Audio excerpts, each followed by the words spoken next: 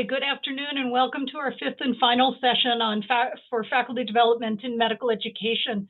This series of seminars was really designed to inspire a cohort of clinical faculty to engage in medical education and inspire collaborations around the development of expertise in this content area. We have what should be a really fun day for folks today. We're going to kick off with a session on interactive learning techniques that commonly gets referred to as not another boring lecture, which is a session that we routinely do for our own faculty around how to build interactivity and active learning into didactic sessions. We have a fun perspective on medical education and the practice of medicine coming as well from Dr. Kamna Ballara and Dr. Lorraine Sala, looking at how do the humanities inform what we're doing. And then we'd like to wrap this up with, to bring everything back around, to spend a little bit of time thinking about how does one envision a career in medical education within the country of Ghana. So to kick us off, I'm going to turn things over to Dr. Nicole Schnabel and Dr. Mary Haas, both from the University of Michigan, who will bring us our first session.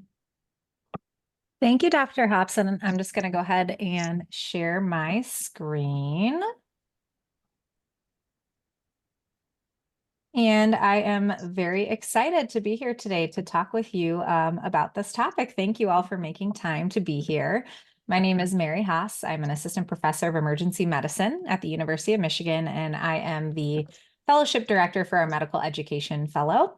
I'm very honored to be presenting this topic with my education fellow, Dr. Nicole Schnabel, who will introduce herself as well. As we were coming up with this presentation, we felt a lot of pressure because they're literally lecturing on how to give a good lecture. So we hope you all enjoy it. We know how intimidating it can be to speak, and we want to give you the tools to feel confident in your ability to engage an audience. And I just want to thank and acknowledge Dr. Meg Wolf and her co-authors who published a 2015 article in the Journal of Emergency Medicine with the original Not Another Boring Lecture title.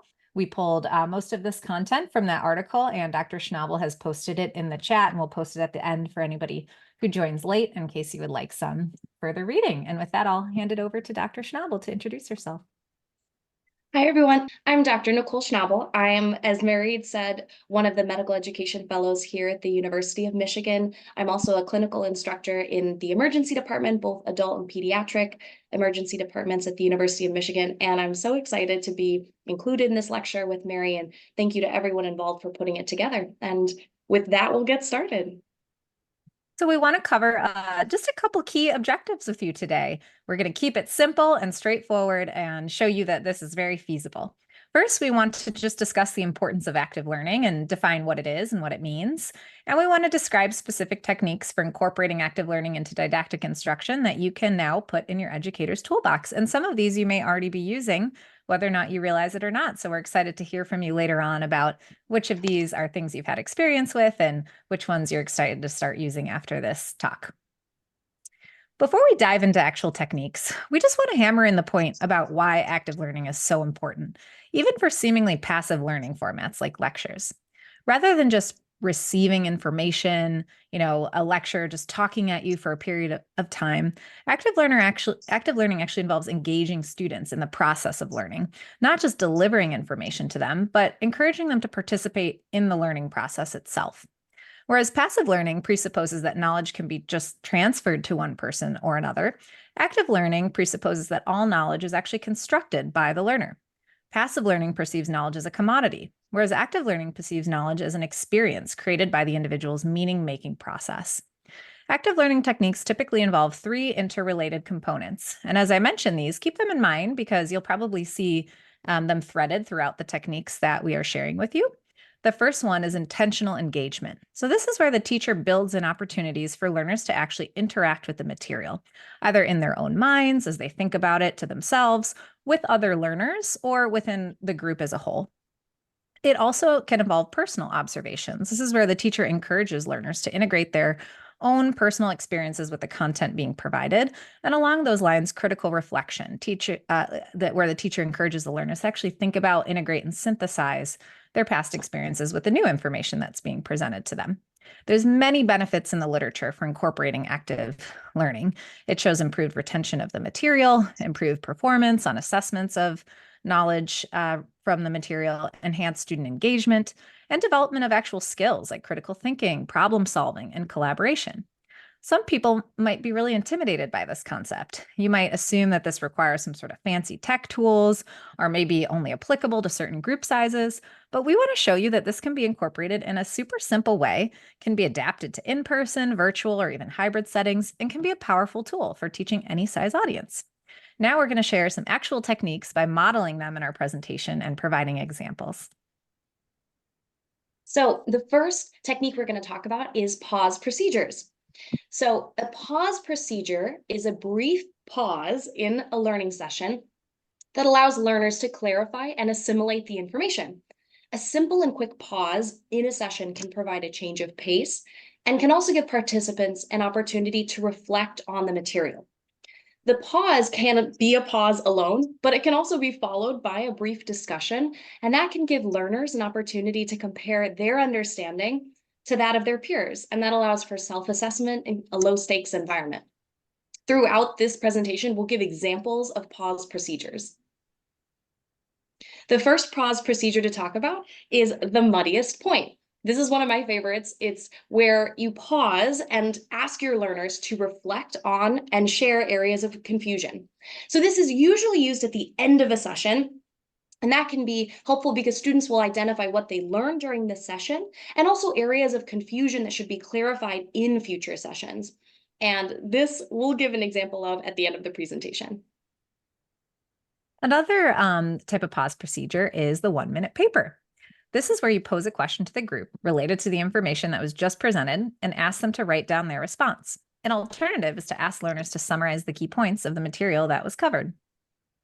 Here's an example. So we're going to ask you all to put in the chat to summarize what a pause procedure is and type your answer in the chat so we can see if we were able to effectively communicate this information. We'll give a pause for everybody to do so. So I'll start to read some of these out as they come in. It's an intentional pause in teaching to allow for recipients to reflect and ask questions. Absolutely. That's definitely one type of pause procedure, is allowing people to think about what they learned and ask questions about it. It's a minute hold up for the audience to reflect. Can be a question on gray areas. Yeah, absolutely. Stopping briefly in the course of the lecture to give learners an opportunity to reflect on what they have learned and engage. Excellent. I think this is a good example of a really key point with using pause procedures. You have to really be comfortable with pausing. It can be a little uncomfortable for that silence, but you can see it takes a solid minute for people to actually think and reflect and type their answer in the chat. So I think if you're going to use this technique, just be aware that it's going to lead to probably at least a minute of silence for people to give a thoughtful response, sometimes more, and not be uncomfortable in that and really give people silence to think and share. Think, Pair, Share is another active learning technique that allows you to turn a large didactic session into a small group session. This is where you pose a question to the group and have learners consider their response individually. Next, you instruct learners to pair with a neighbor to compare responses and to reach consensus. You can end this activity by randomly calling on pairs to share with the group. This technique provides learners time to organize their thoughts prior to sharing.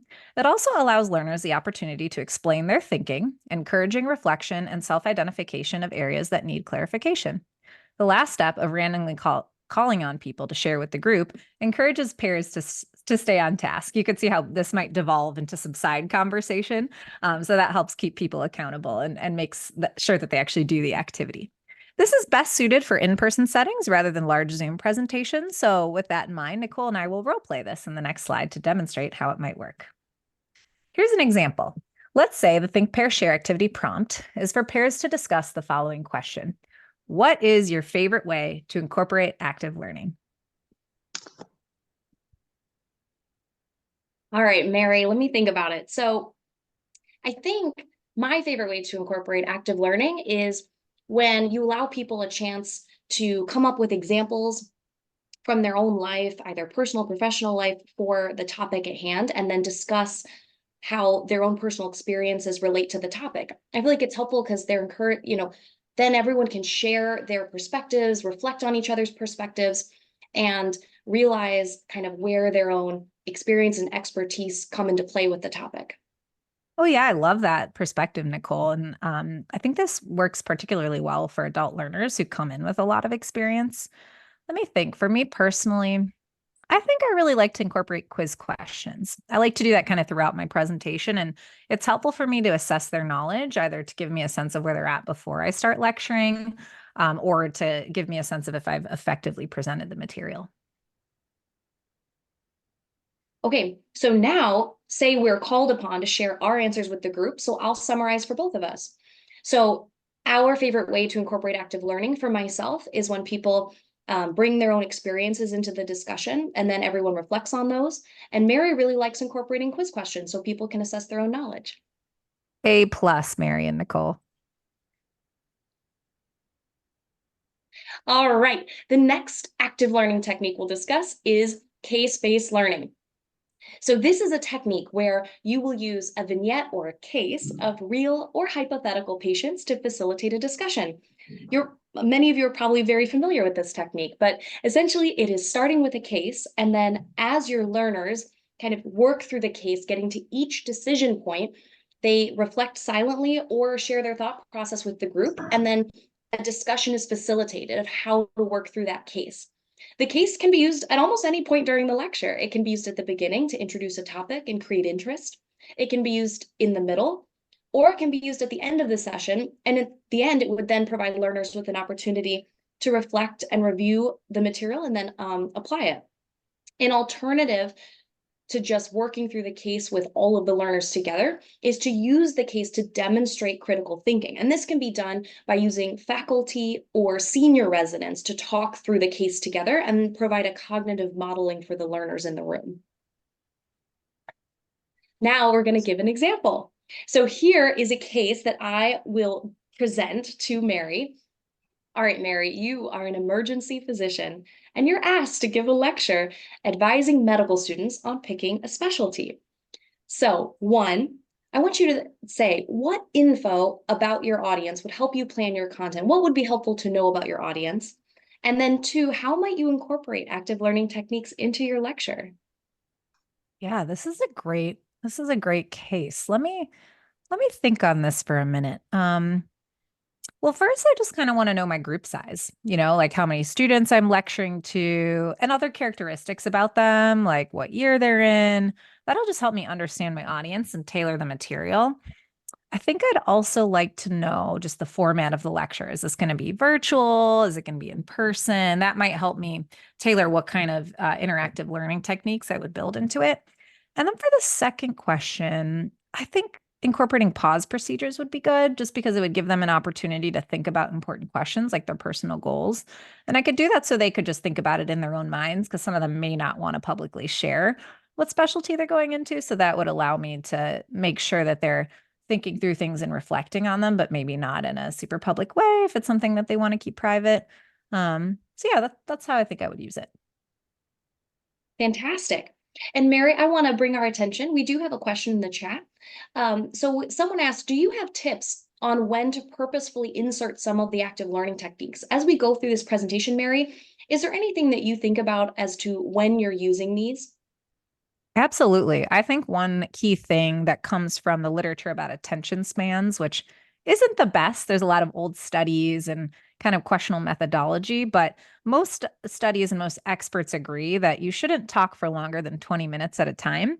That's when people's attention span tends to drop off.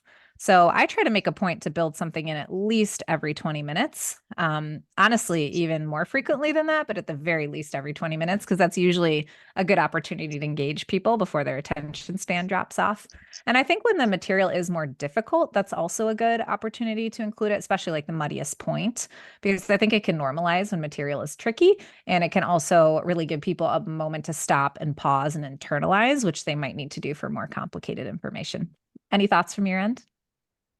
No, that sounds good. The other part of the question was, do you find that the difficulty of the material or the length of the lecture play a role?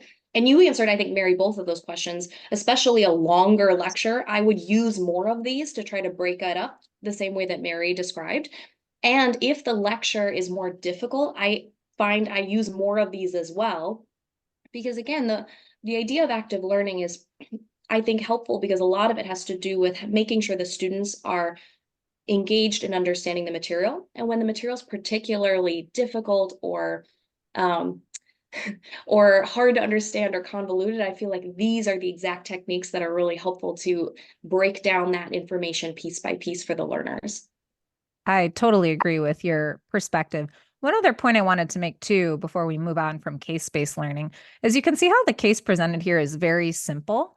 I think a common pitfall that we see when people use case-based learning is to make the case itself very long and very complicated, including, maybe very specific vital signs and very lengthy past medical history of a patient, or just a lot of sentences and detail.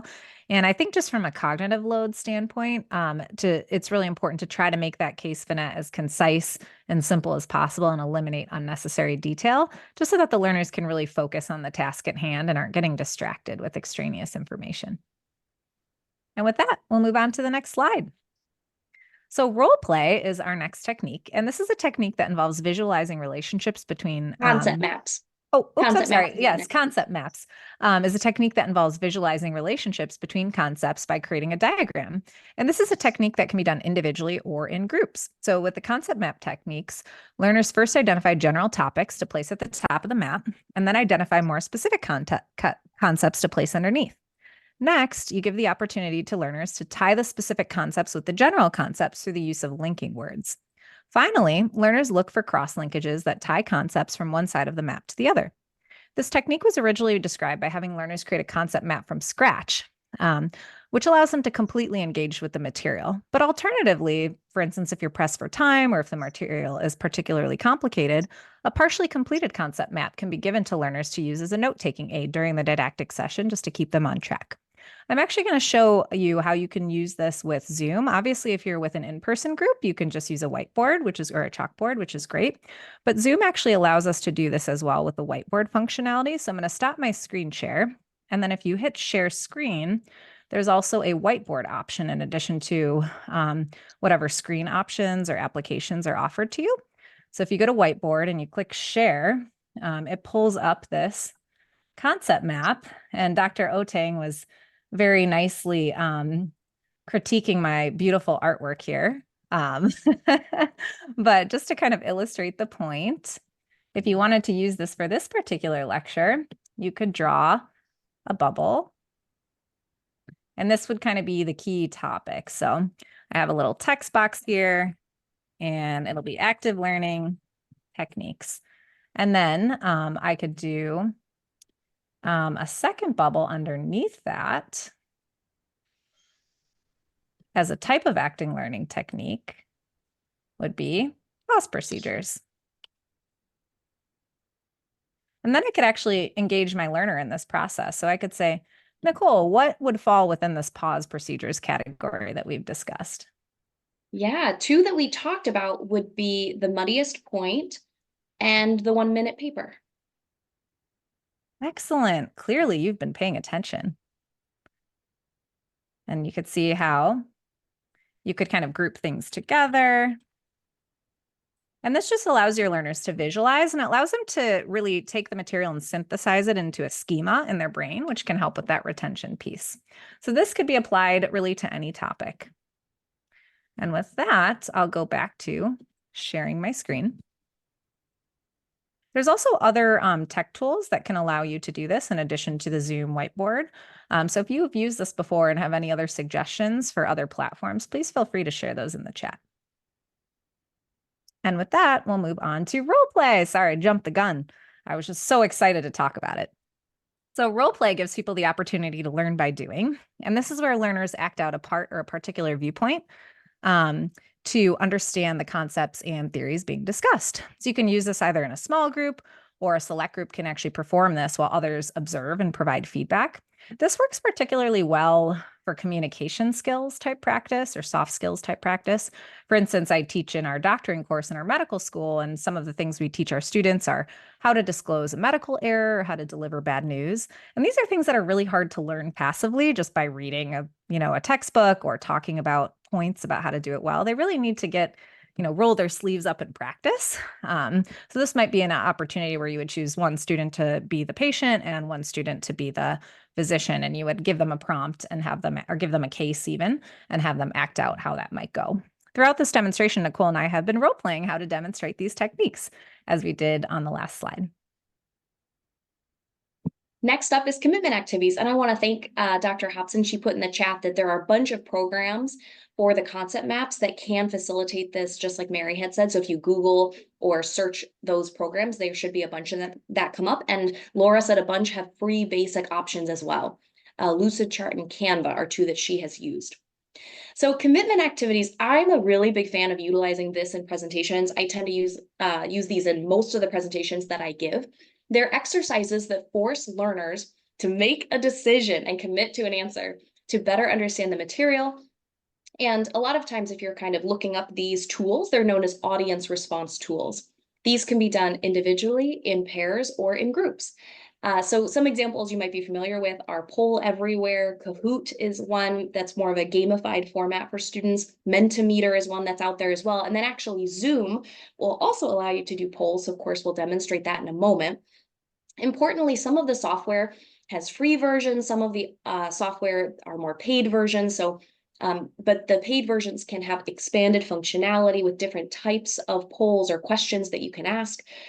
For higher stakes environment, larger presentations, Mary and I definitely recommend sticking to a simple format that you are very familiar with. Otherwise, the possibility of glitches is very high. So especially a simple Zoom poll, for example, works pretty well, which we will demonstrate now. So an example of a low-tech poll. All right, everyone, if you wouldn't mind putting in the chat, which technique are you most likely to try during your next presentation? Please put the answer in the chat. Number 1, pause procedures. Number 2, case-based discussion. Number 3, role-playing. Number 4, concept mapping. And number 5, all of the above. Yes, we've got a 1 with the pause procedures, an excellent choice. Everyone loves a moment of silence. 2, case-based discussion. Dr. Hobson says she's been traumatized by tech failures, haven't we all? A lot of love for case-based discussion. Oh, a concept map. Perfect. More pause procedures. Excellent. And once again, I'll reiterate that anytime you're utilizing an active learning technique, you are often needing to build time into your presentation for people to engage. And so in this case, every time you're using a commitment activity, you have to think about building in time for people to answer your questions, which is, certainly important in a large group, even more so if you're using your questions to facilitate discussion.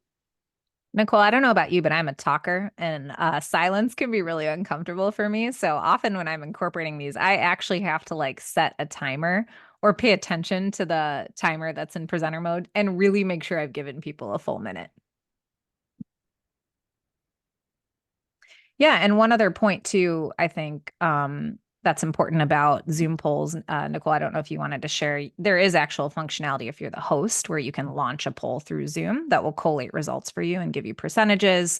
Again, there's risk of technical failure, but that can also be helpful if you want to get anonymous answers. Like sometimes if you're asking a sensitive question or asking an ethical question and you want to see what people would do in response, you might get more honest answers. And it can just kind of increase psychological safety, especially in a group where people may not know each other as well. We don't have functionality to do that in this particular webinar platform, but in other typical group Zooms, that is also an option. No, great point. Great. So next comes the jigsaw. So as you can see, when you think about a jigsaw puzzle, this technique involves taking a topic and dividing it into several smaller interrelated pieces.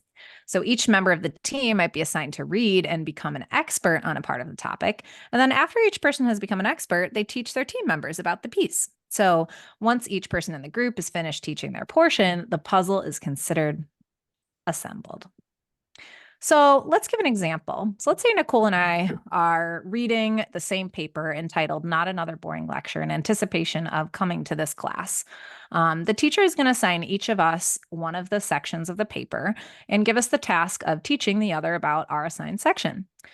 The teacher will give us a few minutes just to give us time to review the section and to digest it and figure out how to communicate it. And then Nicole and I will convene as the learners and share our explanations. So here we go. Nicole, I'm excited to share my piece of the puzzle with you. I'll let you go first. Okay, thanks. I'm excited to share mine too. So I was given the piece about pause procedures. So what you should know about this, Mary, is that it's when you're giving a lecture, you take a moment to pause in the material, and then you can either just have learners reflect on the material, you can ask them questions specifically about the material that they can think about and then discuss as a group. Or you can use it as an opportunity to find out if there's areas that they're confused about and they can ask questions of you. That's a great technique. I love that it's so simple. I'm gonna try that one. Okay, let me tell you about mine. My section is about getting a commitment from your learners. So this is where you intentionally force them to make a decision or commit to an answer so that they can better understand the material. You can have them do this individually, you can do it in groups, you can utilize audience response system tools for this. But it's nice because it forces them to solidify information. And then if they choose a wrong answer, like in a situation where there is a correct multiple choice option, it can also give you a sense of whether or not you've effectively communicated the information or if you need to adjust your approach as a teacher. That makes sense. I really understand that better now. Yay. All right. Yay. The next active learning technique we're going to talk about is team-based learning. And we're going to compare this to another similar technique in the next slide called problem-based learning. So just so you're all aware. Team-based learning. So this is small group learning with pre-class preparation, followed by an instructor-facilitated in-class discussion. So the idea is that in step one, the learners are given asynchronous work before the classroom. They're going to learn about a specific topic. They're going to build a knowledge base. And then the second step is they come together for an in-classroom discussion portion where they talk about the asynchronous work in a discussion facilitated by an instructor. The teams are challenged to apply core content and solve clinical problems. And during the step two, the in-person classroom part, they're receiving immediate feedback both from each other and from the instructor.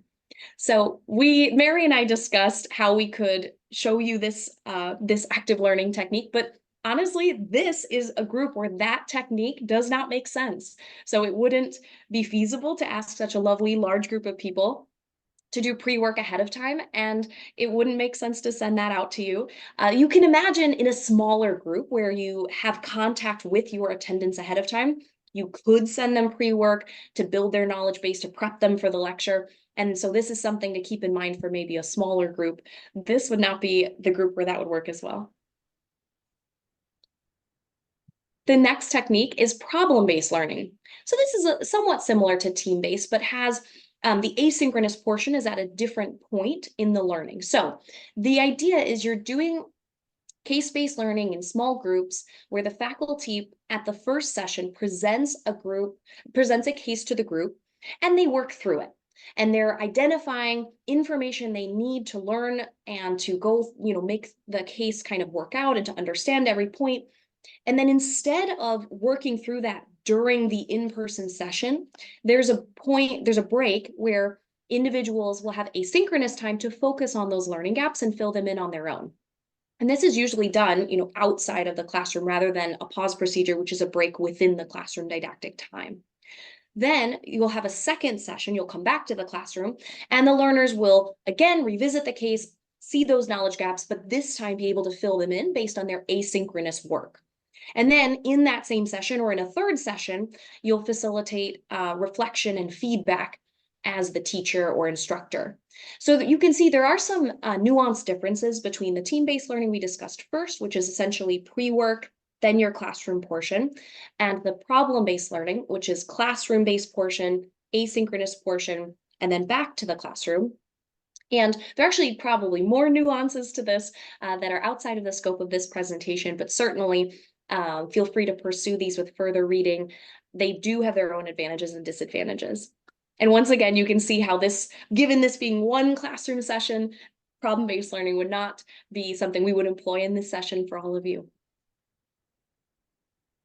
Great. Thanks for that excellent summary, Nicole. Next is the thinking hats exercise. And in this particular activity, learners get to wear different metaphorical, or in Nicole's case, actual hats that represent a different way of approaching a problem or a topic.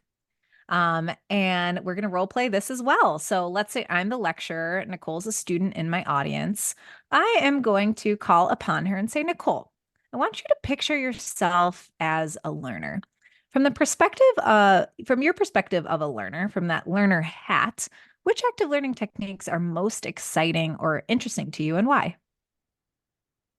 Well, as a learner, I really like the idea of the jigsaw. It feels manageable to take one part of the lecture, of the topic, and just really focus on that one part, dig into it, learn about it, and then share that part with everyone else rather than taking the whole lecture by myself to kind of internalize and think about and know how to, you know, talk about it. Oh, yeah, that's a really interesting perspective. Okay, well, let's switch gears. Now I want you to picture yourself as the instructor wearing the instructor hat. From that perspective, which active learning techniques are most exciting or interesting to you and why? You know, you're right. As an instructor, the jigsaw is not as much fun. I like the idea of the commitment activities. The commitment techniques as an instructor means that I get to find out if my audience is learning from my presentation and understanding the material and make sure that they're really getting it before we finish up or close. Wow, and that's interesting how you picked a different technique than you did when you were wearing the learner hat. And I think this kind of illustrates the point that learners and teachers can have different perspectives. And it's important to kind of keep that in mind when you're a teacher to make sure that you are incorporating their thought process. So, audience, you can see how putting on different hats or perspectives can change how you view a topic or how you solve a problem and can help you as a teacher make an important point. And as an example, Mary, one of the ways I've used this technique in some of my medical lectures for students regarding emergency medicine, but would be applicable to any specialty, is asking students to think about the concepts as a physician and then asking them to think about those same concepts as the patient and make sure that they're understanding both the side of it from the physician side as well as understanding it from a layperson's or patient side. That's an excellent application. All right, you guys. So now we're full circle and we are going to go back to the muddiest point and let's take a pause. I would appreciate if all of you could think about this lecture and reflect on what we've talked about today. Are there any parts of the lecture that were confusing or could use further clarification? Please feel free to ask us any questions you still have in the chat.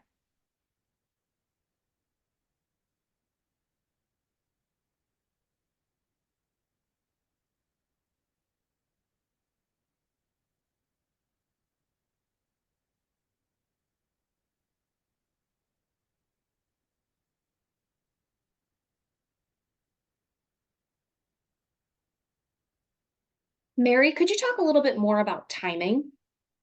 Yeah, absolutely. Um, I feel free to clarify the question further, but I'm thinking you mean timing. Oh, okay. How long does it take to put together a lecture? Yeah, that's a great question. I find personally, for every 5 minutes of lecture that I give, it takes me an hour of preparation. And that's probably a conservative estimate, but that's to do it well. So I would say to build, as a general rule of thumb, I think that's a pretty good one. And it may vary based on how experienced of a lecturer you are. In terms of timing of building in time for learning activities, I would say each time you incorporate one to, estimate that it'll increase your presentation time by about at least 3 to 5 minutes, even for something as simple as a pause procedure. So I would make sure too that as you build in active learning techniques, you think about how much time you have to give your lecture and you tailor the duration of time it's going to be needed to complete the activity into the amount of content that you're trying to provide, because that is a pitfall of using active learning techniques. People don't often think about that, and then they'll have all these great active learning techniques and then they'll run out of time. So that's something that's really important to kind of keep in mind. And then Nicole, do you want to briefly go over the thinking hats? Yeah, I'd be happy to. So the idea with the thinking hats is that when you're approaching a problem or a topic, you are asking the learners to think about that topic from the different perspectives. So the best way I can explain this, I think, is with a very specific example. So say you're giving a lecture and your content is, I'm going to talk about like the chief complaint of painful eyes in the emergency department. So someone comes in and they're having eye pain. So one of the ways I would go through this with thinking hats is I would ask my learners, okay, I want you to describe to me the different, 2 or 3 different diagnoses of painful red eyes in the emergency department. And the learners will go through and they'll explain it. And then I'll say, okay, now I want you to do the same thing. Think about these different diagnoses, but instead I want you to pretend to be the patient coming in with these diagnoses. And what you'll find is a lot of time by asking the learners to take on a different perspective, they'll realize and kind of come to understand different nuances of what you're teaching them. They may talk more, for example, about the pathophysiology or the diagnosis and treatment of a condition when they're thinking about it from a physician standpoint. And then from the patient perspective, they'll often focus more on the actual symptoms they're experiencing and thinking through the kind of risks or things that the patient would be worried about. Great. And then we have another question in the chat. First, a reminder from Dr. Hobson to provide our speakers, us, with feedback on the short evaluation form. And then another question and comment, there are lots of doctors who are so knowledgeable and experienced, but find it difficult to teach others. Yes, I agree with that statement. In your experience, have you encountered such people who are so knowledgeable and experienced, but think they're not a natural when it comes to teaching, incorporating these techniques, especially since medical science relies so heavily on other medical doctors to train subsequent generations of doctors and specialists? Yes. But I think the point is that it can be taught. How to be a better speaker and teacher can be taught. And I think that's why faculty development and institutions' investment in faculty development is so important. And also that people are getting teaching evaluations, not just that they're getting data about how learners are rating their teaching, but they're actually getting interventions and getting resources to become better teachers.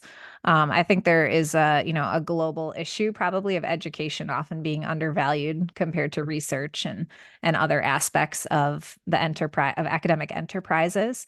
But I think programs like this and champions for faculty development and medical education, making the point that it is important for us all to invest in ourselves and in our communities to be better teachers and to be intentional about how we impart knowledge to learners, not just slapping a bunch of content on a lecture and reading it to them, I think is really important. So both on an individual basis of challenging yourself to seek additional training and education in the space, being a champion yourself to teach others, and being aware of resources like this lecture, which will be recorded, available to you to help give people a good starting point to enhance their teaching, and then just creating a culture where we care about education and teaching similarly to other aspects of our academic missions.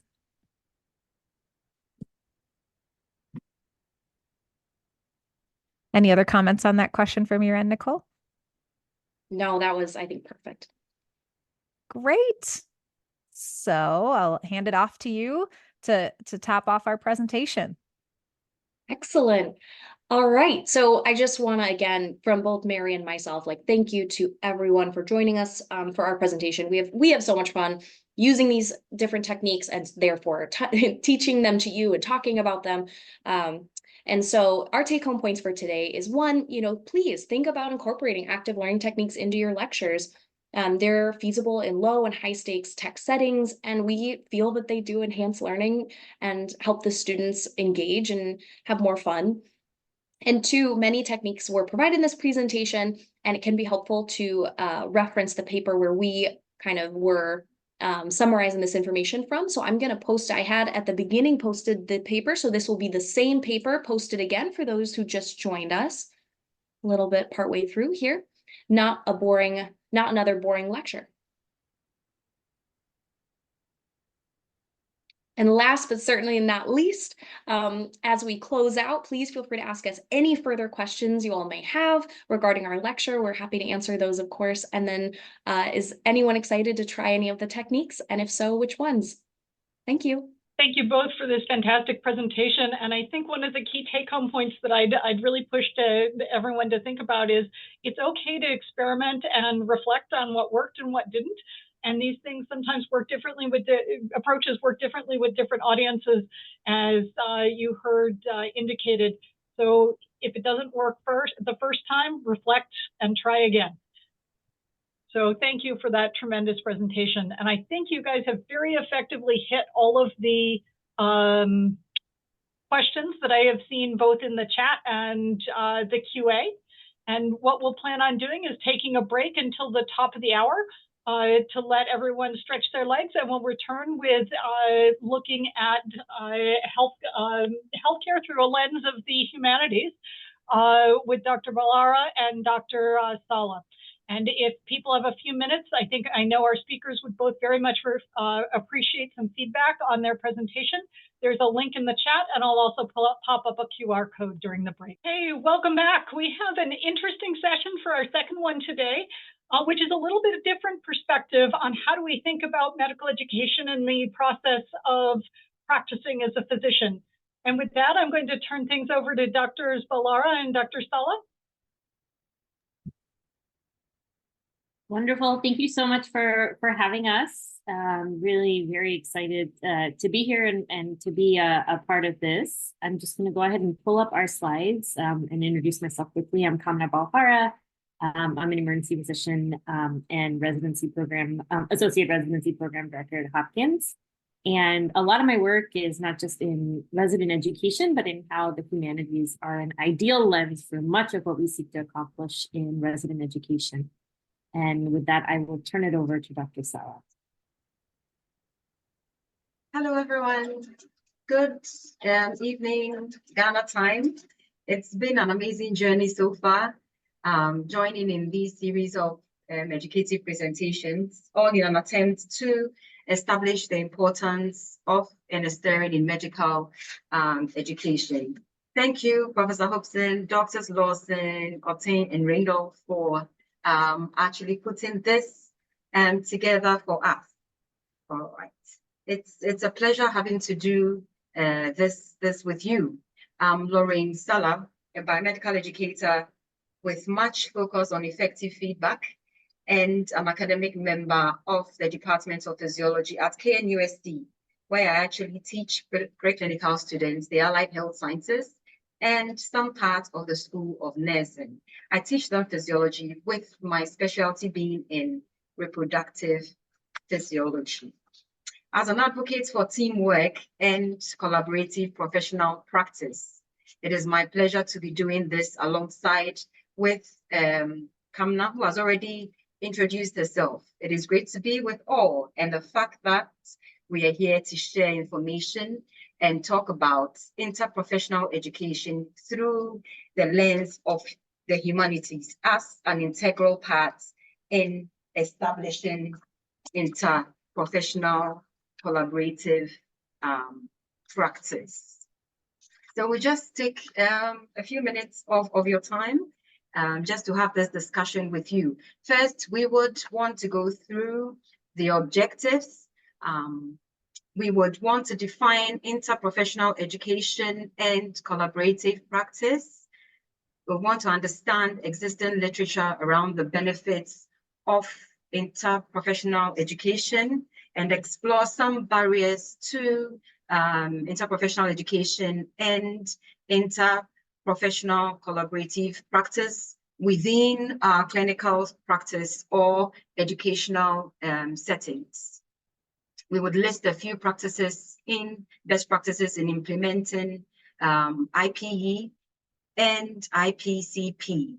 And lastly, we would want to explore translation of some of these best practices to our own clinical practice or educational settings. So let me just tickle our minds a little and to set us thinking about our healthcare delivery system. Do we actually work side by side? It's a question that I would want all of us to just put our minds to and think through our healthcare setting. Do we work side by side or together in delivering healthcare? Though some of our working teams that we have existing may be multi-disciplinary and consist of various healthcare professionals who seem to be working side by side towards particular goals or individual goals. Sometimes these professionals may not necessarily work together in an interprofessional fashion. Rather than actually working together, we find ourselves working independently alongside one another. But true IP practice aims for integration and coordination of efforts with frequent communication and shared leadership. Adoption of interprofessional practice is an important step in moving struggling healthcare systems, which is very common worldwide, away from fragmented delivery of care. The importance of this collaboration is actually highlighted in the Institute of Medicine reports, To Err is Human, which reveals that lack of teamwork and distrust among healthcare professionals were very frequent, led to frequent cases that could have been, in which medical errors could have been prevented. So consequently, that particular report would recommend that to improve patient care, that would include promoting collaborative practice and training of health profession students. And that's where the IPE is very, very important. So we'll just try to, looking at the images that we have here. With the first one, I see professionals working alongside one another. And in the second, where they work together, share ideas for a better cause and deliver good healthcare systems. So we want to just go through some definitions of IPE and IPCP. So WHO in 2010, and giving us a framework of action on interprofessional education and collaborative practice, defined IPE and IPCP very well. And in 2010, WHO defined IPE as when students from two or more professions, they learn from one another and with each other to enable effective collaboration and improve health outcomes. And for interprofessional education, that is when also by the Center for Advancement of Interprofessional Education, they define IPE as teaching and learning processes that foster collaborative work between two or more professions. When multiple health workers from different professional backgrounds work together with patients, families, carers, and communities to deliver the highest quality of care, this is known as interprofessional collaborative practice, that is IPCP. So for our definitions for that, we should be able to determine if we are practicing ICPC efficiently or not. Come on, next slide, please. All right. So why does IPE and ICP matter? Why do we even have to know about them? Why should we be professionally educated about healthcare delivery systems? This is very, very important in the delivery of efficient health care worldwide. And through collaborative practice, the health system is strengthened, and this goes a long way to improve our health outcomes. Next slide, please. WHO has actually done a lot of research, and for about 50 years of inquiry, studies, and research, WHO and its partners have actually endorsed that effective IPE enables effective collaborative practice and improves our healthcare delivery. Okay.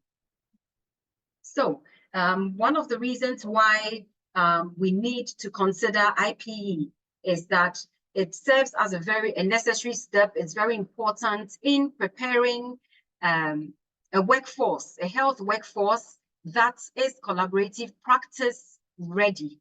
And as the workforce is collaborative practice ready, it tells on and improves how they respond to local health needs. Yeah. IPE is very important because in IPE, that is where knowledge is being transferred to both students or learners in the health profession and to health professionals that are already in practice. Usually, knowledge is socially constructed and in an orderly manner is actually transmitted through social processes, through certain organizations that we have. And this would include professional regulation, some higher education institutions, and professional curricula. We do this bearing in mind that healthcare is not practiced in isolation, or it is not practiced in silos of different professions. And knowledge in itself, knowledge transfer to health professionals during their training can also not be constructed in a silo, in isolation.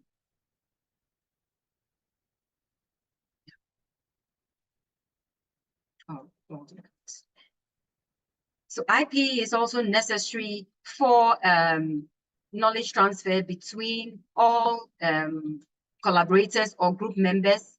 This is because IPE would actually enhance the understanding of the roles of all other group members, and this would enable all other group members to be able to articulate their own roles properly in a work setting. And then it's also would help enhance certain competencies that they need to work as a team, to work in an interprofessional team.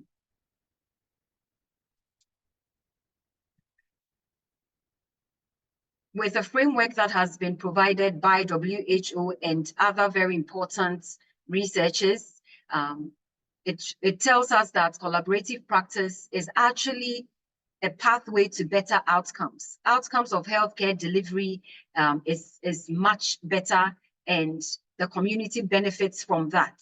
So some of the positives or the increases that contribute to better outcomes is that there is access to and there's good coordination in the various health centers and the health services. And there's always appropriate use of specialist clinical resources, because resources can be brought to play when you have a group of people or professionals that are working together and share and make all their resources available in handling healthcare delivery. The health outcomes for people with chronic diseases is greatly also improved, and patient care and safety is equally improved.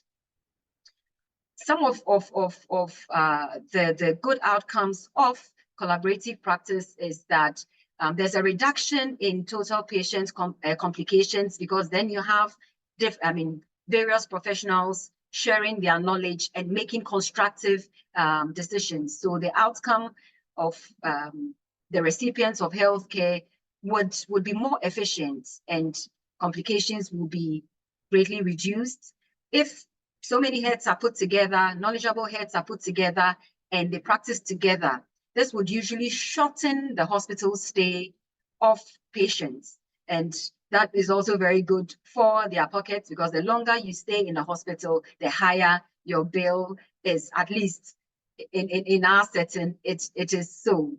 And this would also reduce tension and conflict among the various caregivers. And staff turnover is also very efficient. There's a reduction in hospital admissions, and therefore the pressure on the various resources are reduced. And no matter how much resourced we are, or how less resourced we are, because we do not have long hospital stays due to efficient collaboration amongst the health professionals, hospital admissions in totality is greatly reduced. And one thing that is very impressive and very important in collaborative practice is that clinical errors are greatly reduced, and mortality rates are also reduced. And this tells of how important teamwork is among healthcare professionals. They all contribute their knowledge, and at the end of the day, we have better outcomes in our health delivery system. Thank you very much. I think I would hand over to Kamina to continue with our presentation. Thank you, Lorraine, for setting the stage as to why interprofessional education is crucial for our learners, but it's also crucial for our patients, because interprofessional education translates to interprofessional collaborative practice in the clinical setting. And so we've talked about what it is and why it matters, but we really want to learn what it looks like for you, what you would want it to look like, or what's potentially, what kind of barriers might there be, what kind of barriers might there be in the way. So we'll now turn to an arts and humanities based exercise as a way to think both creatively and critically about IPE and IPCP in our practice. And regardless of the level of experience or comfort or exposure that any of us have with IPE or IPCP, we really want to hear from you. So we're going to create sort of a really neat virtual community where people can see each other's thoughts and ideas using this art-based exercise. And it'll also be anonymous, so you can feel free to be as open as you would like.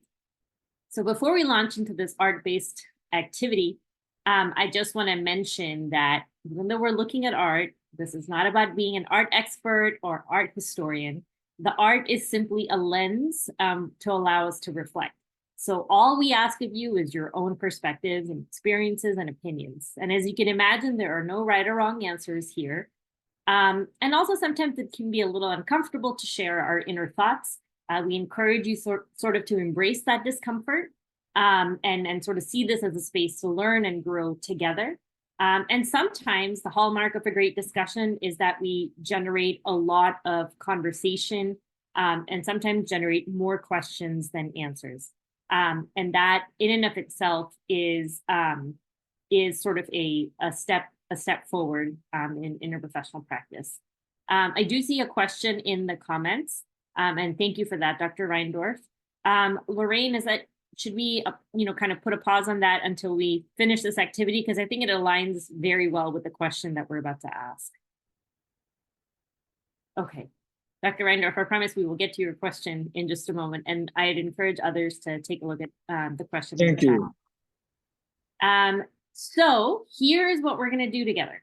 We're going to do something called a personal responses tour. Now, if we were all together in a museum somewhere, we'd actually send you out into the galleries to do this exercise, but we're here on Zoom, so we've actually created a virtual gallery for you. So if you'd like, you can scan the QR code with your phone, or you can go to the link in the chat. Let me put that in real quick. And this will take you to your online gallery. And on your own, we would love for you to just spend a few minutes reflecting on your clinical practice environment or on your role in medical education. And we'd love to hear from you about sort of what barriers you've encountered to IPE and IPCP, or what barriers you anticipate encountering. And then as you're thinking about your answers to these questions, we'd like for you to look through the gallery of images and select a single work of art that kind of speaks to that question for you. Spend some time looking at the image and thinking about what observations or thoughts come to the surface. And then we would like for you to click the add comment button below your image of choice and share with us why you picked the image and what thoughts came up about IPE and IPCP. And as I mentioned, everyone's responses are anonymous, but we'll be able to see each other's responses and sort of collaboratively generate what we anticipate might be roadblocks or stumbling blocks on the way to successful collaborative practice. So we'll give folks maybe another 3 or 4 minutes. So let's say at 24 minutes past the hour, we will regroup. We're here if you have questions in the meanwhile, but just for the next few moments, please take a look at the images and share your thoughts. All right, please feel free to sort of continue entering your comments as we go on. We're starting to see some really interesting comments here, and we'd encourage you to read kind of what others are saying. I do see some comments populating about how we're often not thinking about the patient perhaps as a member of the interprofessional healthcare team, and how do we create an environment where the patient's sort of let in or included, and we're sort of practicing in our separate or individual houses. How do we bring those together? I see some additional comments about similar comment, different image, but a similar comment about where does the patient fit in? Are we too caught up in the hierarchy or in sort of maintaining our power, and how does the patient fit in? I also see some hopeful comments. One person mentioned that they feel fortunate when they're in synchrony with all working teams. And I think it's important to think about how do we reproduce that synchrony consistently, regardless of the environment in which we're working. Others mentioned that the big picture or the goal is often hidden, and we're sort of working in our individual parallel streams.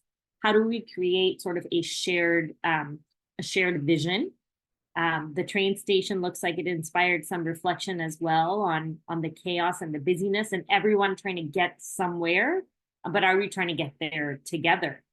And then again, sort of the concept of hierarchy is coming up. You know, how are we seeking to impose sort of our power, expertise on others, or are we seeking to collaborate? But again, lots of hopeful comments as well about encouragement and togetherness and sharing our expertise, as well as sort of the fragility of addressing IPC and education. There's a picture for an egg and a brick, and it says the economic situation is hard, which is the brick. Health professionals are looking to increase their skills. And if we don't do IPC well, then we're threatening people sort of in different domains, and those fragile relationships could fracture. So some really beautiful reflections and highlighting a number of key barriers and some common themes in terms of hierarchy and turf and ownership of different areas of expertise, and how to see a shared bigger picture. How do you establish a shared goal amongst a diverse team? And then sort of going back to Dr. Reindorf's question about essentially strikes on a macro level or issues on a macro level that can inhibit collaborative practice. And I'll try to venture an answer, and Lorraine, please chime in as well. But, you know, I would say that kind of comes down to, I think there's two things there. I see it on a micro and a macro level. If on a micro level, if every generation of learners in each profession is getting early and consistent exposure to learners from other professions, you're sort of creating a cultural paradigm shift where we're seen as collaborators in the healthcare process as opposed to competitors. But of course, that kind of cultural shift takes years. So I think on the macro level, there need to be sort of statements of support or statements of, you know, like the WHO put out from the individual leaders or leading organizations within each profession, sort of highlighting that it's a best practice as well as an organizational priority to work with others from other professions. I don't know, Lorraine, if you wanted to add anything there.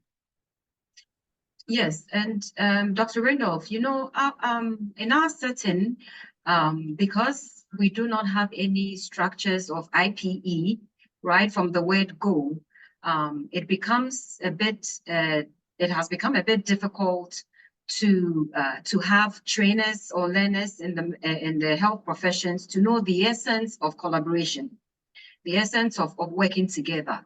So right from the word go, I think from their preclinical years, if some form of education is given them, then they are growing up in studying and into the profession with that knowledge, with that behind their mind that if we are all able to work in a better way and fall on one another, communicate well and share ideas in a collaborative manner, it is the general population, is the recipients of our healthcare systems that would benefit. So for me, the solution is to start IPE as soon as they enter the medical schools for their training. And that would, of course, it would take a while, you know, because of the new generation that is yet to come. But we start early with them, we'll be getting somewhere in the next 10, 15 years or so. That's what I think. Thank you, Lorraine. I hope that provides sort of somewhat of an answer forward. I'm just going to give everybody a warning. Speaking of collaborative practice, my 5-year-old is trying to collaborate with this talk, so you might see some interruptions happen.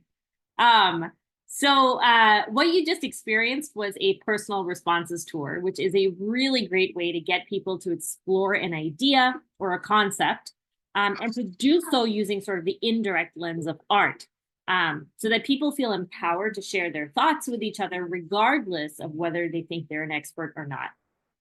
Hopefully, it was also a way to reflect more deeply individually on the topic, and a really nice way to start to build some consensus, as well as understand diverse perspectives in a diverse group. So why the humanities? I know we kind of pose the arts and humanities as an overall lens for interprofessional education. So when we think about IPE and IPCP, I think there's a lot of alignment with the field of the health humanities. The health humanities as a field is a discipline that is gaining increasing traction. For instance, the World Health Organization put out a report just a couple of years ago on the importance of the arts and humanities in health. And in the United States and in a lot of other places, there is a movement towards integrating the health humanities into health professions education. I think what's really cool about the health humanities and why it's relevant to IPE and IPCP is that it represents an interdisciplinary approach where you blend disciplines of the arts and the humanities in order to better understand and address all the different factors that impact health. So it's unique because it's not just medicine focused, right? We know that health exists on a continuum of, illness and disease, but that health is impacted not just by medicine or the care that we provide in the hospital, but is impacted by a number of broader factors. And so the health humanities really value the input of all stakeholders in medicine and health, whether that be physicians, nurses, other healthcare professionals, especially patients and their caregivers as well, with the idea of going beyond the point of view of the physician alone, and sort of really coming to this conversation, especially as physicians, from a place of humility and understanding that different disciplines and different professions have important insights to contribute to medicine and health. So in our residency program, we use a number of health humanities-based approaches for education. And we find that many of the principles of the health humanities also represent best practices for IPE. So for instance, as we did at the beginning of this exercise, we sort of set some community expectations. So it's really crucial to set shared expectations around respectful dialogue, or to identify clearly what the shared aim is, which I think is what one of our respondents mentioned, that sometimes we don't all know what the bigger picture is. So it's very important to state that up front. Like the health humanities, in IPE, we really have to consider teaching approaches that will actually flatten traditional hierarchies. That question of hierarchy and power also came up in a number of those responses. Sort of thinking of stereotypical hierarchies, such as nurses being deferential to physicians. And that's the kind of thing that we want to erase, especially in the learning environment. We want to create learning and clinical environments that value all sources of knowledge and expertise, not just physician knowledge, and that also welcome a variety of diverse perspectives. And, just as you did just now, we explored IPE through the lens of art to sort of generate shared dialogue and a shared language, to understand how varied members of a group might think about a topic differently. And so by engaging in these shared community building exercises, we can start to speak each other's language. So now we'll transition to best practices for IPE from existing literature on the topic. So I know we've been relying on the WHO a lot, and that's because they've done some incredible work in this space and have this seminal report that we've been referencing. But the WHO identifies areas in which the educator and the curriculum both must excel in order for IPE to succeed. And so we'll briefly look at these categories. So for IPE to be successful, they recommend engagement and real ownership from the relevant leaders, whether that's the deans of the medical schools or the deans of the nursing schools or the individual level, the nursing supervisors or the clinical leaders. And then the specific faculty, if you're going to be leading these efforts, the team really has to be an interprofessional team. The faculty teaching these courses need to collectively work to develop a curriculum that will meet the needs of all the different learners involved. And so to do that, we have to create sort of a shared depth of disciplinary knowledge around student learning outcomes in each of these different professions, with a focus on interprofessional collaborative outcomes. Other elements essential to the facilitation of IPE includes demonstrating both respect and appreciation for the roles of other healthcare professionals, promoting team formation and conflict resolution, and really providing opportunities for insight into one's own professional practice. This role modeling of interprofessional leadership by the facilitators actually allows the learners then to witness what the collaborative nature of joint leadership looks like. And hopefully actually this role modeling creates additional trust and acceptance of interprofessional practice. The curriculum itself should give each team member an opportunity to shine. So the activities that are involved in an interprofessional curriculum should be designed such that each team member can sort of demonstrate a skill relevant to their position to show that all sources of knowledge are valued. The curriculum should link to meaningful learning outcomes, consider teamwork. For instance, you want learners to walk away with an understanding of how to both excel as leaders, but also as productive team members. When we think about relationship with the patients, how do we engage learners to make patients and caregivers a part of the healthcare team and engage their input? And then also think about how, for instance, learners could understand or dismantle any negative stereotypes of other groups of healthcare workers. So these are some really tangible outcomes that a curriculum can be designed towards. And it's, of course, also important to ensure that the curriculum itself is evaluated and that learners are evaluated in their progress towards the desired learning outcomes. For learners to feel that IPE is important, as Lorraine said, sort of setting the stage for the future, the WHO recommends that the sessions should be compulsory. If the sessions are elective, if you can choose not to attend, this sort of conveys the message that IPE is less important than other components of the professional curriculum. So mandating attendance allows all learners to understand that IPE is important and that their leaders and supervisors are invested in it. But we recognize, however, that the demands on one's time or scheduling are different from profession to profession. So we also have to kind of walk this tightrope and be very mindful that scheduling is flexible. It's important to establish adult learning theory sort of really at the core, so telling our learners why this is important, just as we did, sort of highlighting the positive impacts of interprofessional education. And then they really encourage considering small group teaching. And so obviously thinking about breaking up your learners from different professions into small groups and making sure there's sort of an even composition there. There's increased flexibility, there's increased engagement and active involvement from learners, providing a more independent approach to learning. And then that sort of close interaction of group members can help create a community-like environment, generate social interaction, generate a shared sense of identity, leading hopefully to a more meaningful learning experience. So for the educator who's looking to initiate interprofessional education, really one of the first steps is identifying other partners from other professions who are willing to weigh in, but also really getting investment, like visible investment and accountability from the people in charge. Because you really want to model that this is important and should be taken as seriously as other components of the curriculum. On an individual educational level, I know that there's a lot going on the slide, and I'll do my best to highlight the components that are most relevant. This is a great paper on tips for design and implementation of IPE, and they kind of offer some tips for those in the educator or facilitator role. As we mentioned, early participation is really crucial. We want people to get in on IPE from day one so that they start to view it as just a regular, normal part of their learning process. Of course, the facilitators, we have to understand the role of each other's professions. And then rather than sort of being the arbiters of knowledge, we're here to generate conversation and connection amongst the learners themselves. Again, breaking down the hierarchy is crucial. And focusing the objective on patient safety or patient care can sometimes help overcome some of those underlying power dynamics. The flipped classroom approach is suggested as particularly ideal for IPE. So here, learners are given a set of information, instructions, materials ahead of time, right? And then they come to the session and engage in an activity subsequently. And so this is really important because everyone's coming from different knowledge bases. So the flipped classroom approach is great because everybody is provided with the same pre-class information. So you're leveling the playing field. It's also important, again, humility for us as educators to recognize that we may be a content expert in medicine, but we're not a content expert in nursing, for instance. And so recognizing that our job is to facilitate. And encourage peers to learn from each other, but also encourage peers to assess or give feedback to each other.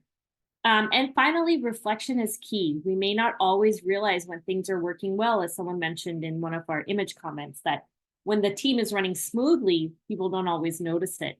And so giving folks moments to reflect and review their activities to date can help them really cement the learning that they've had. Here's another series of sort of best practices for facilitators. Again, setting the stage, putting down expectations is important. We have to be role models if we want our learners to adopt this. We also have to think about stereotypes and hierarchies and cultures that may differ from profession to profession. And that's why I think identifying really engaged and invested partners from other professions is so important. Keeping it focused on the patient is crucial, and then remembering to sort of use questions to generate dialogue. Another space where interprofessional education and IPCP can be potentially integrated, especially in the inpatient setting, would be when you're rounding or handing over from one team to the next, and thinking about how you can do that in an interprofessional manner. So if you wanted to have team rounds with multidisciplinary members of the team participating together, some of the best practices that are recommended are ensuring that the roles are well defined, that it's standardized, that everybody on the team is educated about it, and that there's expectations set early on about what a team rounding process would look like. They also recommend a checklist, and a checklist not just to make sure that we don't miss any information, but a checklist that consistently ensures that we ask for the knowledge or perspectives of different team members. We also want to actively engage all team members. Again, this comes back to the idea of an educator as a facilitator and not sort of the arbiter of knowledge. And then promoting team cohesion. So being very mindful of how we offer feedback, ensuring that feedback is supportive, or avoiding individual criticism or blame that could propagate or perpetuate harmful hierarchies. And then thinking about how you can leverage rounds or handoff as an educational opportunity.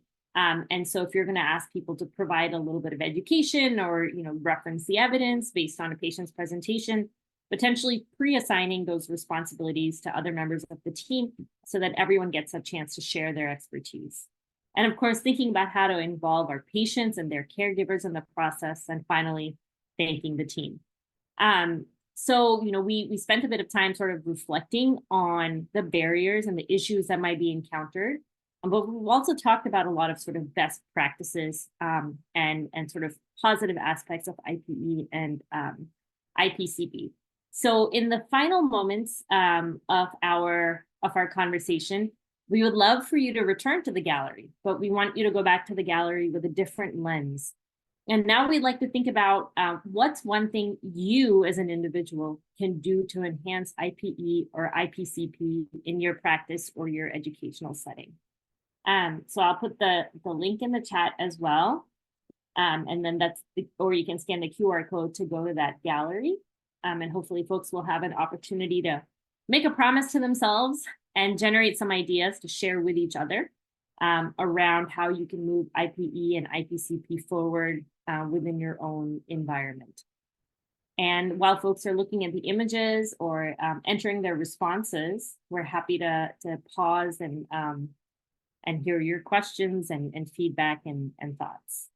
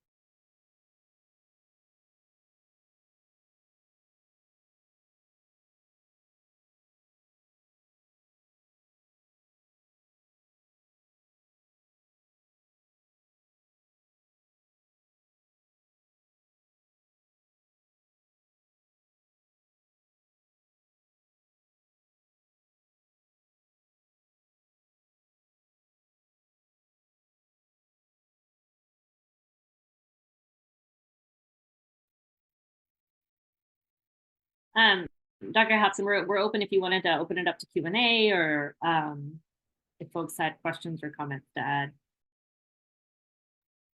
I was lost in contemplating pictures, so. But I think I'm hoping that all of you are enjoying this a little bit different perspective on how we think about our work and how we may be able to,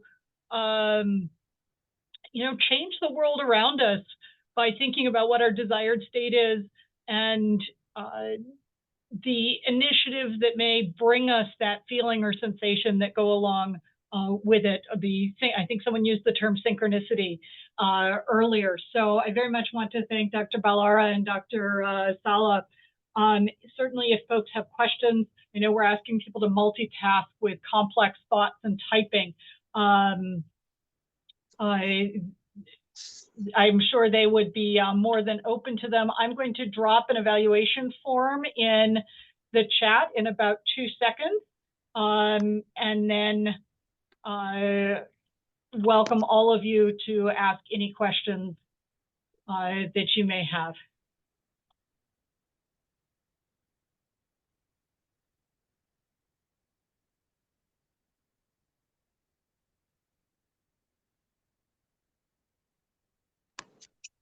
And so, Dr. Hobson, may I come in just for a minute? Certainly. There's this comment that someone just made, and I when I saw it, I was just smiling. And the comment is, I would spotlight the contributions of all team members. And that is actually the answer to Dr. Randolph's question. Through the IPE, trainers or learners would learn how to deem everybody's contribution as important and always place a spotlight on each of the team members. And then collaborative practice will be the most efficient in this part of our world. Thank you. And I think there's another comment in the chat looking for your thoughts on what would be the next real step that we as individuals can take within the larger system. I think identifying who your key stakeholders in the process are going to be is really important. So first of all, thinking about which professions you would want to involve in interprofessional education. And this might look different depending on the medical specialty, right? So, when I'm thinking about it from the emergency department perspective, for me, interprofessional education is the physicians, the nurses, our clinical technicians, and our pharmacists. Those are sort of the initial team members that come to mind. So brainstorming who those partners would be, and then identifying who the leaders are, whose investment and buy-in we would need, and then identifying who those educational partners are in each domain who'd be sort of willing to put in time. This sort of presupposes an existing institutional or organizational familiarity with IPE and IPCP. we're working in an environment where that's not necessarily the case, and sort of integrating conversations on IPE or IPCP into faculty development could represent a first step. But I really think sort of assembling the stakeholders or creating a coalition of interested individuals across professions to sort of give more of an organized voice would potentially be important. Yes, and I think to that too, as individuals, we must be intentional or take it upon ourselves to understand what IP is, know the importance of it, and then as individuals in the healthcare delivery system, we'll be able to make a case and then be able to communicate what we know and what would help in the future to all these stakeholders, so that whatever that they would help put in place would be smooth in doing that. So we need to learn as individuals, and I think this program, these webinars are very important. It's bringing our minds to issues and things that as professionals in the healthcare we may not even have thought of, and unconsciously it is creating walls for us to work together as a team when it comes to delivery of healthcare. Thank you.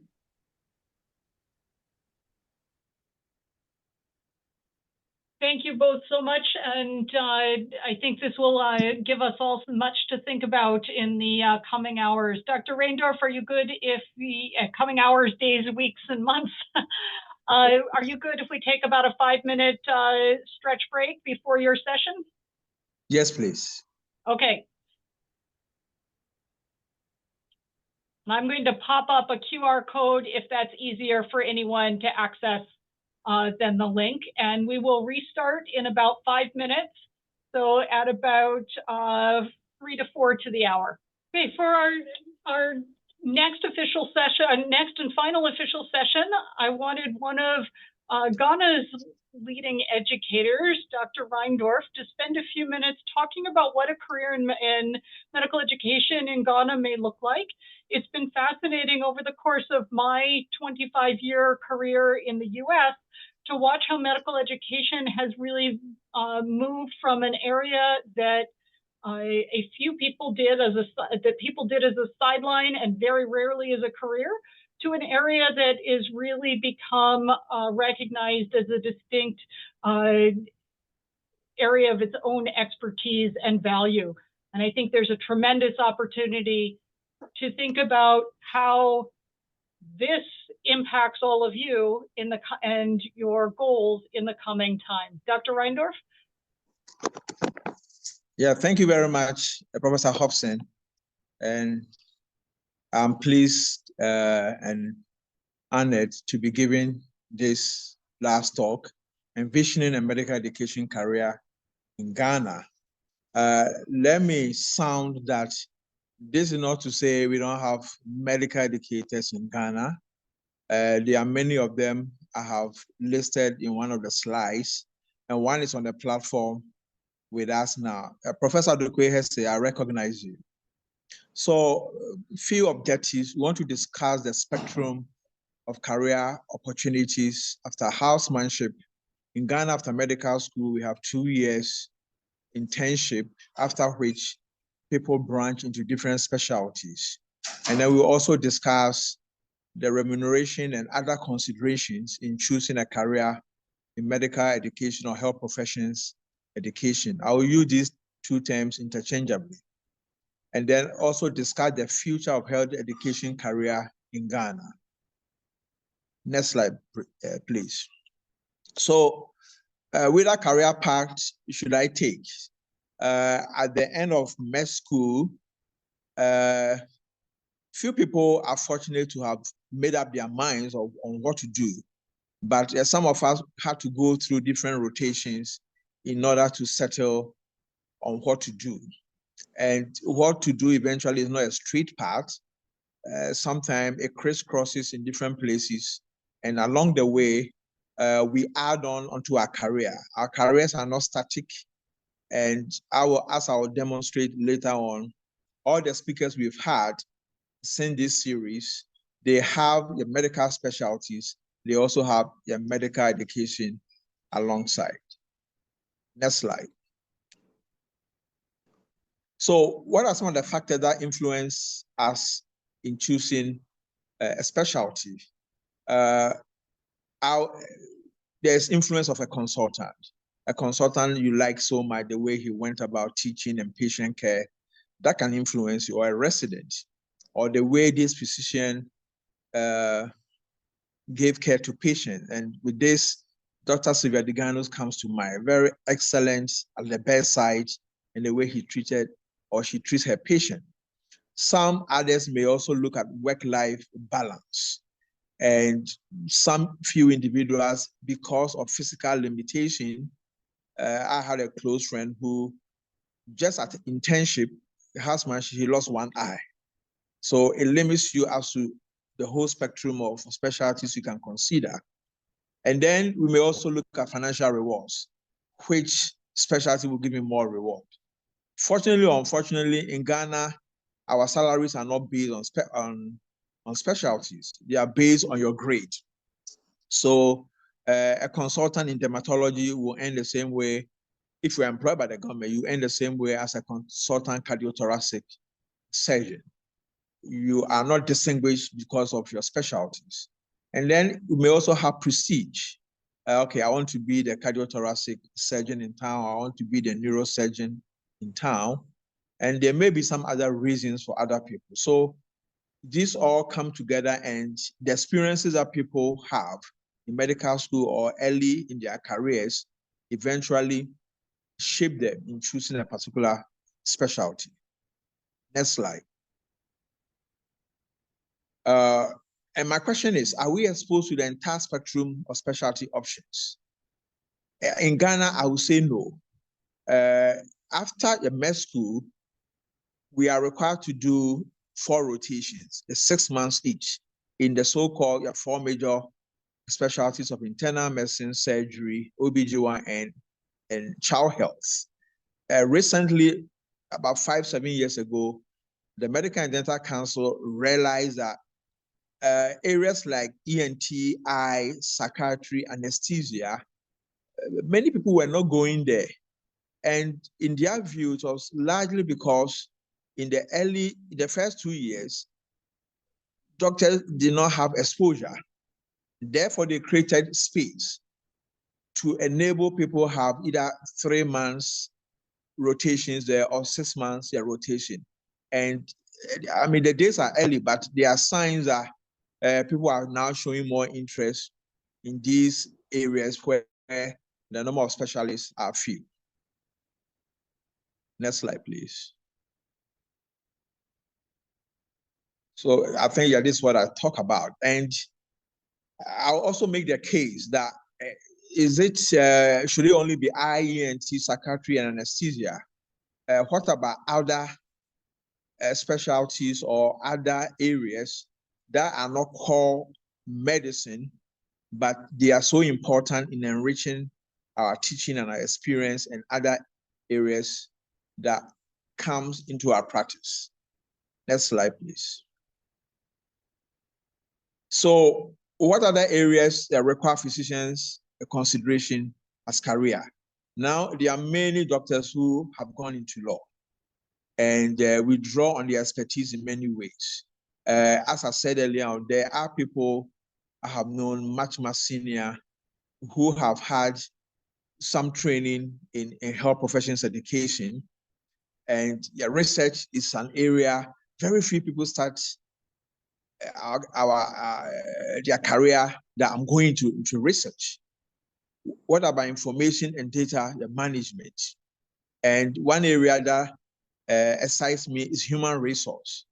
As a profession, if we look into the near and foreseeable future, who is best placed to determine the kind of skill set that we need to take care of the health of the population? Is it a sociologist? is this somebody with an art background, or if you have somebody who is a physician and has had this specialized training in human resource management. I mean, these two groups of people, who is better placed in helping us couch the future or train people to meet our health needs in the future. So insurance is there, logistics is also there. I know a doctor who is, all his career, he has been involved in procuring the hospital equipment for the country. So these are all other areas that normally we do not expose our trainees or young doctors to. It's basically the four main areas, and then few people will think of other specialties like radiology, anesthesia, and so on. Why are medical or the health profession, why do we need it? It's important, especially for everybody who wants to teach. And let me mention here, I mean, I keep saying that we are specialists in our own right, but being specialists is not equal to being a good teacher. And somebody emphasized it in the previous presentation. And I have my own example when I was learning to play golf. The person who taught me at the time was the best player in Ghana. In fact, he was the best over a long period of time. But in my view, he's the poorest teacher. So it left some kind of deficit in my game, and I have to later on see other people to help correct. I must say I haven't corrected all. There are still deficits to be corrected. So yes, and I know many people would love to teach, and what we are saying is that having your medical or health professional education, you have a lot of things to add to your toolbox to enable you deliver better. And education will always be with us. It's not going anywhere. Hippocrates taught medicine, and over 2,000 years, we are still talking about medicine. So yes, we will always have it. And with all the knowledge that has been accumulated in the last 50 years, we'll be better off if we add this to our specialty. Our careers are not static.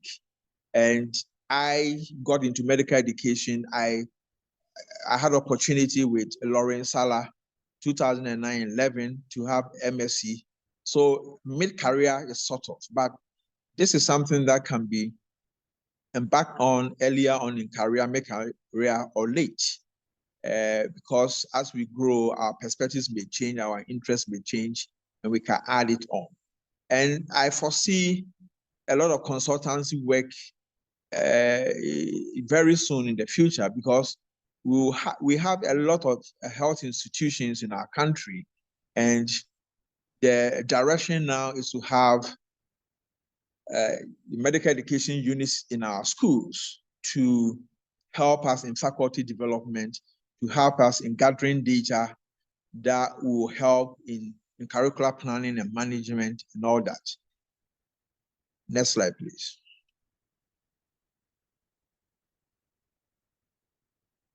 Next slide, please. So is there demand? If I'm telling you that you must get into medical education or health professional education, the obvious question would be, will people have demand for my service? And that was what I was talking about. We have 7 medical schools, and Professor and my wife, Professor Ifwahese, they started here, one of these schools. And we have 2 schools of dentistry, 131 nursing and midwifery schools, 3 schools of pharmacy, veterinary medicine, and public health. And I expect all these schools to increase in number, especially your medicine. I wouldn't be surprised if in the next 10 years, we'll be talking about 20 or 25 medical schools. I know many private schools that are coming up. And people with expertise in medical education will be needed in this area if we want to get things well done in our schools. Next slide, please. So what are some of the issues we have to think about if we are considering a medical education as an area we want to go into? At the moment, as time for correction, but I do not know of any university in Ghana that has a standalone department of medical education. And therefore, the path is not that structured. And especially if you're in the university, you think of promotion. And if you don't have a recognized department that you can be identified from that constituency, it becomes difficult. And in my school, I know it's gone to the highest level of setting up a medical education unit in Kwame Nkrumah University of Science and Technology. And from what I know, I'm sure by the end of this year, it will be well established and in place. And yes, if people have questions, we are specialists, we are teaching. What are all these people talking about? Medical education. We are all teachers. Yes, we are all teachers. But what we are saying is that your medical education is the same way surgery is a specialty on its own. This is also a specialty on its own. And there's a body of knowledge that gives authenticity to it. And if you're going to go into medical education, for example, I mean, if I decide now that I'll devote all my time in medical education, yeah, matters, and I'll move from clinical practice, it's going to come with some reduction in what I take home, a salary, because there's a component of my salary that is recognized by my contribution in the hospital. So these are issues that as we move into the future, we'll have to look at and resolve. And that should help people who are interested to come on board. And I also dare say that our universities should begin to look at appointing people into 2 departments. Typically, your appointment letter will say that you've been appointed so and so into this department. But there must be room for dual appointment into, say, surgery and medical education, OBGYN and medical education. And we also know that we don't have large budgets for research in medical education in Ghana. So it's a new area, and I foresee it can only grow as we move into the future. Next slide, please. So if we listen to other people we have engaged from the US, from Johns Hopkins, from University of Michigan, the people who have engaged, they all have their specialty. Professor Hobson is emergency medicine. Professor Rocky Oten is also emergency medicine. Dr. Stahlberg is OBGYN. And I would think that you're having a medical specialty or subspecialty is likely to be helpful in a Ghanaian setting before adding on health professions education. And I must also say that we are not talking as if it's only for people with health qualifications. People, non-health professionals with qualifications in medical education should also be considered for appointment because they are needed. So, as I mentioned, to make the journey smooth, especially if you're in a university, there must be a recognition for a medical education department. Or if it's not established, I want to suggest, can somebody be appointed to say my department, and then also have a link with the traditional Department of Education that we all have in our institutions. Next slide. I think that should be the last slide. Yeah, so I want to, these are people, I have known some of them long ago, some of them recently. I didn't list all. Some of the presenters today and the previous series, I didn't list all of them. But as I mentioned, Professor Hesse and wife have strong health professions education background. There's Professor Uche, I know, in the University of Ibadan. Dr. Jude Annan is on the platform in Kechis. Professor Ncheche Salah. And of course, our collaborators from University of Michigan. So, and the health professions they all have a specialty with medical education as an added specialty or subspecialty added to it. So my message is simple. Some foundations have been laid by the people I've mentioned. Prof. Amoni Kofi is also there, but I see a big takeoff because of this collaboration we are having, and it can only be great as we look into the future. And I recommend that many people I know who want to teach, and with that kind of desire, please just think of medical education, and it will be great. Thank you very, very much. Thank you so much, Professor Rangdorf, for sharing your experiences. I think as we come to the end of this, I am hoping that if Dr. Lawson is still on, I wanted to give you a few moments if you wanted them. Well, I think my first thing will be to thank the whole team. It's been a very long journey, and we finally got to the end of it. I would like to thank the trainers who took time. Some of you didn't attend all the sessions, but we'll make the videos available on the website so that we can go back and read them and imbibe the skills that have been shared. Sometimes when you leave and you start preparing your lecture, I remember they said something about case-based discussions. How is you go back, you download the video, you listen to it, and you pick the skills and then you use them. I would also like to say a lot of us have been involved in medical education in different regards. For West Africa College, for example, they have done a medical education program called the Doctors as Educators. I think we started in 2011. It's been running every year since then. That is also available. The college is also looking at medical education, maybe as a faculty within the college. Discussions are still ongoing, and all this is part of the preparation for the college to get to that level where we value health professions education such that we probably have a faculty for ourselves. We also need to come up with training programs, and we are looking at levels. So somebody may have a certificate, somebody may have a master's, somebody may have a PhD, whichever level you want to get to, have these structured within our systems. We may get the US to support us when we start, but with time, we should be able to do this training locally so that the cost and all these other things are handled and people are able to join and use these skills. For now, we are pushing the mentorship program.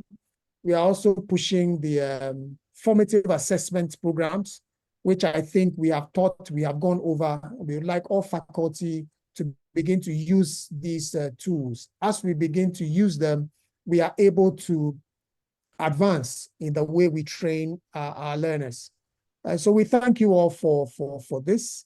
Many programs are still ongoing. We are still doing our research forum every Tuesday night and every Thursday night. We encourage you to join. And I think we have a meeting with the HODs tomorrow afternoon, as much as possible. Those who are HODs, please join. It's virtual so that we can discuss and move these things forward. So finally, thank you so much, Professor Laura Hobson, for being the engine within this program. You got us all the facilitators. You convinced them and kept convincing them. This is important. Join, push. This is noon in the US, and it's not easy to get people to do this program, but we wanted it after close of work so that our learners can join. And you did all this, and this has happened. So I just hope that, Roderick, you will lead the Ghana team on the ground so that we begin to meet and then try and put something together for the college. Thank you very much. And over. Yes, sir. Thank you. We'll just say it was on behalf of myself and all the other presenters, it was a pleasure and a wonderful opportunity to forge connections with other dedicated educators. And I hope to be seeing more of everyone in the future in the medical education space. And I think with that, that concludes our sessions. And certainly we will work with the Ghana College to get presentations up and additional resources to help everyone implement some of these techniques and concepts that have come through today. Take care all.